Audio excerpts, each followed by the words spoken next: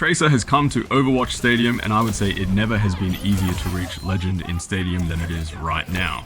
Let me show you how I got Legend on Tracer with only one build.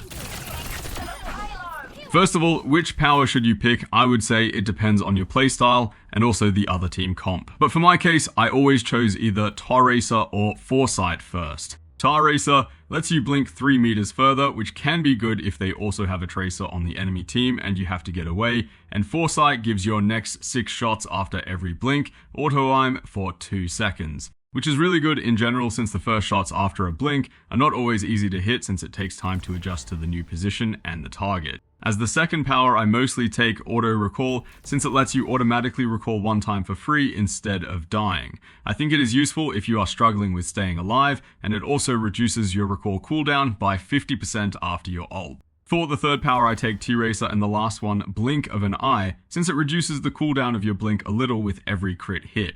I also experimented with the alternate ending power, which I can only recommend if your supports aren't healing your team and if you're not a flanking Tracer, although flanking is what you should be doing most of the time as Tracer. Alright, now let's get to the perks. For the first round, I kinda selected the perks I usually do also on other characters, which is Weapon Lifesteal, First Aid Kit, and Ballistic Buffer. First Aid Kit lets you regenerate HP faster, and Ballistic Buffer gives you 50 over health for 3 seconds if you get shot from 20 meters away. Of course, that is only effective if you fight against long-range hit scans, which is most of the time the case, but keep that in mind. Some people also take the 5% damage or shooting speed instead of the 10% lifesteal, but as you can see here, the amount of HP you get back from lifesteal makes it more valuable, especially since Tracer doesn't have a lot of HP to begin with, so always pick lifesteal over the other perks. Depending on how much money you have the second round, you can choose Pulse Detector, which gives you 10% weapon power and max ammo, but also reveals enemies through walls for 1 second when you hit them. Then you choose Vitality for armor, so we take less damage and therefore die less. The main reason why I choose this is because almost nobody can counter it the second round with the purple armor counter perk, so you have the advantage, especially against other Tracers.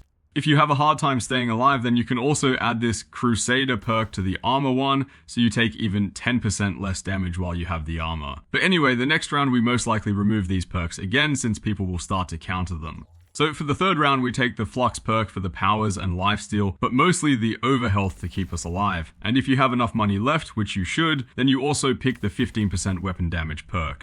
Alternatively, you can also choose the Shield Buster perk instead if the enemy team has armor or shield on them. Since we have a lot of survival perks now, it is time to build up our damage in the fourth round. So we either pick the Tracer Quick Loader perk, which gives us 10% weapon power and attack speed, and also makes us reload quicker up to 30%, which is insane, or we pick the Accelerator perk, which also gives us 10% weapon power and cooldown reduction. But technically it is 25% weapon power if we use all of our 3 blinks before attacking. So you decide which of these 2 perks is better for you since they are basically equally good, but I always go with the Accelerator one since it is 1k less. After that round, I pick the other perk or go with the Skull or Eye one for more damage, although I feel like the Skull one is better for Tracer since you won't always get crit hits as Tracer, and also aim for low health targets most of the time. And the Skull one gives you additional damage when enemies are below 30% life. Also important, if you have an Orisa or Reen on the enemy team, you should always stick with the counter armor perk since it will ignore some of their armor when you shoot them, so you can use that perk instead of some of the other damage perks since it also gives you 15% weapon damage. That's about it with this build. I hope it helps you guys to rank up, and let me know in the comments if there are better builds for Tracer